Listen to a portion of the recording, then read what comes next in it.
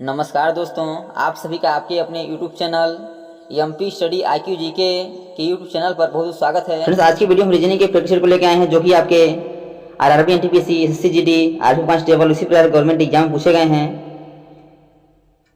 और रीजनिंग के इन सभी प्रैक्टिस के वीडियो में टाइप वाइज क्वेश्चन को सम्मिलित किया जा रहा है। जिस टाइप से क्वेश्चन आपके एग्जाम पूछे जाते हैं उन्हीं टाइप क्वेश्चनों को आपके इन सभी प्रैक्टिस में सम्मिलित किया जा रहा है। तो आप लोग रीजनिंग के इन सभी प्रैक्टिस को जरूर देखिए ताकि आपको एग्जाम में क्वेश्चन को हल करने में आसानी हो, पता चले कि किस टाइप के क्वेश्चन आपके एग्जाम में पूछे जाते हैं और उन टाइप के क्वेश्चनों को हल करने का सबसे आसान तरीका क्या हो सकता है। तो चलिए बिना देरी किए हुए अपने क्वेश्चन को आगे बढ़ते हैं। जिसमें पहला क्वेश्चन दिया गया है, उस आकृति की पहचान कीजिए जो आकृति पैटर्न को पूरा करती है, घुमाने की अनुमति नहीं है।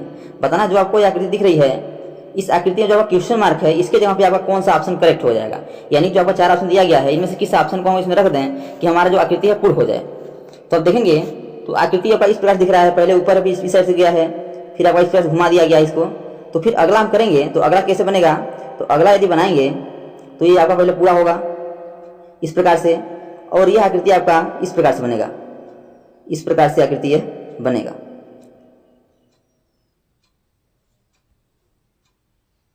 इस प्रकार से यह आकृति इसमें आपका बनेगा। और देखिए इस ऑप्शन में दिख रहा है, देखिए इस प्रकार से आपका ऑप्शन नंबर ए में दिख रहा है, जिसका option number A correct answer हो जाएगा। यदि हम ऑप्शन नंबर ए में जो दिख रहा है इस आकृति को यदि हम यहाँ पुट कर देते हैं तो हमारा यह आकृति क्या हो जाएगी, यह जो आपका जो आकृति दिख रहा है यह पूर्ण हो जाएगी। इसका option number A correct answer हो जाएगा। नेक्स्ट दिया गया है, यह क्वेश्चन आपका क्रम व्यवस्था से है कि निम्नलिखित शब्दों को एक तर्कपूर्ण एवं अर्थपूर्ण क्रम में व्यवस्थित कीजिए। ऑप्शन है बंदर, हाथी, चूहा, मक्खी, शेर। बताना इसमें कि यदि हम इसे अर्थपूर्ण और तर्कपूर्ण में व्यवस्थित करेंगे तो सबसे पहले क्या होगा। तो पहले हम देखते हैं सबसे छोटा क्या है। तो सबसे छोटा क्या है, मक्खी है। तो मक्खी का क्या है 4, अब ऑप्शन क्या है 4 है, तो 4 पहले हो जाएगा। अब देखिए ऑप्शन काट सकते हैं, 4 से केवल 2 ऑप्शन स्टार्ट है, ऑप्शन नंबर ए कट जाएगा और ऑप्शन नंबर डी भी कट जाएगा क्योंकि यह 3 से स्टार्ट है, यह भी आपका 3 से स्टार्ट है। अब ऑप्शन नंबर बी और डी में सी में से कोई हमारा आंसर होगा। तो मक्खी से बड़ा क्या होता है, मक्खी से बड़ा आपका ऑप्शन के अकॉर्डिंग देखेंगे तो चूहा है, क्या है चूहा है, क्या हो जाएगा 3 हो जाएगा। अब आपका आंसर आप इतना से मिल गया और ये आपका ऑप्शन नंबर बी में दिख रहा है, इसका option number B right answer हो जाएगा। तो इस प्रकार से आप क्या कर सकते हैं, ऑप्शन के अकॉर्डिंग भी अपने क्वेश्चन के आंसर को आसानी से दे सकते हैं। अब आगे मिला लेते हैं, तो मक्खी से बड़ा आपका जो चूहा है, चूहा से बड़ा क्या है, तो ऑप्शन में देखेंगे चूहा से बड़ा आपका क्या है इसमें बंदर है, और बंदर से बड़ा इसमें क्या है, तो बंदर से बड़ा आपका इसमें शेर है, और शेर से बड़ा क्या है हाथी है। तो क्रम क्या होगा 4 3 1 5 2, 4 3 1 5 जो आपका ऑप्शन नंबर बी में है, इसका option number B correct answer हो जाएगा। नेक्स्ट है कि दिए गए विकल्प में से उसे चुनिए जो अन्य 3 विकल्प से भिन्न है। बताना है कि जो आपका 4 ऑप्शन दिया गया है इनमें से 3 ऑप्शन एक ही लॉजिक को फॉलो करेंगे कि आपका अलग है, बस में अलग की पहचान करना है, भिन्न की पहचान करना है। ऑप्शन है सितार, बांसुरी, वायलिन और बीड़ा।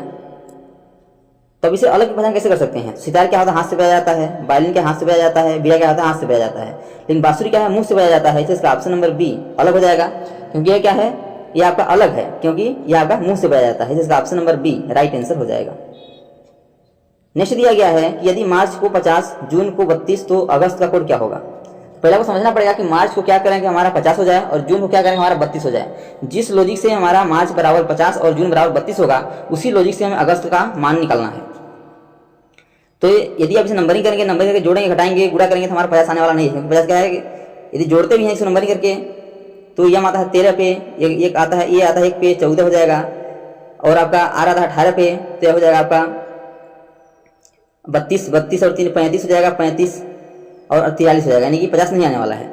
तो क्या करते हैं, यदि आप सोचेंगे इसमें कि मार्च में कितने अक्षर हैं, तो मार्च में आपके 2 4 5 5 हैं, 5 का हम 10 से गुणा करेंगे क्या हो जाएगा 50 हो जाएगा। चलिए देखते हैं कि वही लॉजिक हमारा जून में लग रहा है। तो जून में कितने हैं 4 हैं, तो 4 गुणे 10 करेंगे क्या हो जाएगा हमारा 40 होना चाहिए, लेकिन हो क्या रहा है 32 हो रहा है, तो हमारा यह लॉजिक इसमें नहीं लगेगा। तो अब देखिए यह लॉजिक नहीं लग रहा है, तब इसमें क्या करेंगे दूसरा लॉजिक लगाएंगे। यदि देखेंगे मार्च में कितने अक्षर, मार्च में आपके 5 अक्षर हैं, तो यदि हम 5 का स्क्वायर कर देते हैं क्या हो जाएगा 5 पंचे 25, और उससे क्या करेंगे फिर हम 2 से गुणा करा देते हैं, 25 गुना के 50 हो जाएगा। अब उसी लॉजिक से देखिए हमारा जून बराबर 32 आ रहा नहीं आ रहा है, तो जून में 4 अक्षर हैं तो 4 का स्क्वायर कर दीजिए, 4 से 16 हो जाएगा, और इसे 2 से गुणा करा दीजिए, क्या हो जाएगा आपका 16 गुना के 32, और आपका 32 आ रहा है, 32 आपका दिया भी है। तो आपको लॉजिक समझा क्या होगा, क्या करना है, जितने अक्षर देंगे उसका हम स्क्वायर उसको जोड़ देंगे, और उस जोड़ने के बाद जो संख्या प्राप्त होगी उसे स्क्वायर करा देंगे, स्क्वायर कराने के बाद जो संख्या प्राप्त होगी उसे 2 से गुणा करा देंगे तो हमारा आंसर आ जाएगा। उसी प्रकार देखिए अगस्त में कितने अक्षर हैं, तो अगस्त में देखिए 2 4 6 हैं, 6 क्या करिए आप स्क्वायर करा दीजिए, तो 6 गुणे 6 जगह 36 हो जाएगा। और जिस प्रकार शब्द में 2 का गुणा कराए थे स्क्वायर करने के बाद इसमें क्या करिए 2 से गुणा करा दिए, 36 में क्या हो जाएगा 72 का हो जाएगा 72। यानी इस क्वेश्चन में जो है क्या होगा 72 हमारा करेक्ट आंसर हो जाएगा। और ये 72 किस ऑप्शन में आपका ऑप्शन नंबर सी में है, इसका option number C correct answer हो जाएगा। नेक्स्ट दिया गया है, ये क्वेश्चन आपका ब्लड रिलेशन से है कि मेरे लिए मेरे पिता की पत्नी के ससुर का इकलौता पुत्र कौन है। बोला कि मेरे लिए मेरे पिता की पत्नी के ससुर का इकलौता पुत्र मेरा कौन है। तो इसे आप स्वयं पहले हल करिएगा तो बहुत ही आसान क्वेश्चन है। मेरे लिए मेरे पिता की पत्नी यानी कि मेरे लिए मेरे पिता की पत्नी क्या हो जाएंगी, मेरी माँ के ससुर। तो मेरी माँ के ससुर यानी कि मेरे दादा का इकलौता पुत्र, तो मेरे दादाजी का इकलौता पुत्र क्या कहलाएगा, हमारे पिताजी कहलाएंगे। क्या कहलाएंगे, पिताजी कहलाएंगे। तो बहुत ही आसान क्वेश्चन है। ऐसे देखिएगा, मेरे लिए मेरे पिता की पत्नी, तो मेरे लिए मेरे पिता की पत्नी यानी कि मेरी माँ के ससुर, मेरी माँ के ससुर यानी कि हमारे दादाजी का इकलौता पुत्र यानी कि हमारे दादाजी का इकलौता पुत्र हमारे पिताजी क्यों हुए, हमारे पिताजी हुए। अब ये पिताजी किस ऑप्शन में, ऑप्शन नंबर सी में है, इसका option number C correct answer हो जाएगा। तो जब भी आपको ब्लड रिलेशन क्वेश्चन पूछे क्या करना है, आपको स्वयं पहले हल करना है। या स्वयं पहले क्वेश्चन हल करेंगे तो बहुत ही आसानी से क्वेश्चन का आंसर आ जाता है। नेक्स्ट दिया गया है, ये क्वेश्चन आपका कोडिंग डिकोडिंग से है कि एक कुछ भाषा में फैन को FUAZN लिखा जाता है तो डेड को क्या लिखा जाएगा। तो पहले आपको समझना पड़ेगा कि FAN को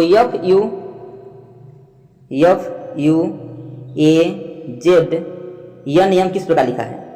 तो यह को F लिखा है, फिर U लिखा है।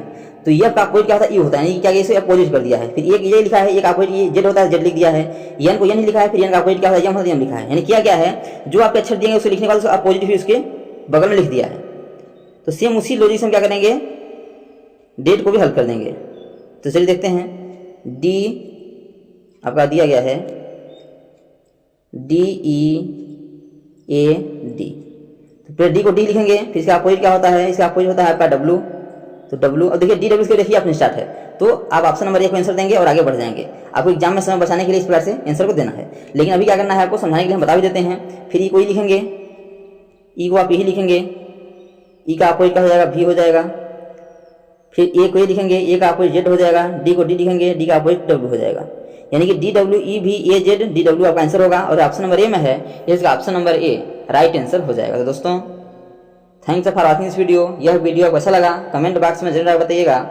और इसी प्रकार के गवर्नमेंट एग्जाम पूछे जाने वाले GK GS maths reasoning Hindi current affairs और लूसेंट संबंधी क्वेश्चन पाने के लिए हमारे यूट्यूब चैनल को लाइक शेयर सब्सक्राइब कर बेल आइकन को प्रेस करना भूलिएगा, ताकि जब भी नई वीडियो अपलोड हो से पहले नोटिफिकेशन तक पहुंचे। तो आज तक इतना ही, मिलते हैं नेक्स्ट वीडियो में। तब तक के लिए जय हिंद, वंदे मातरम।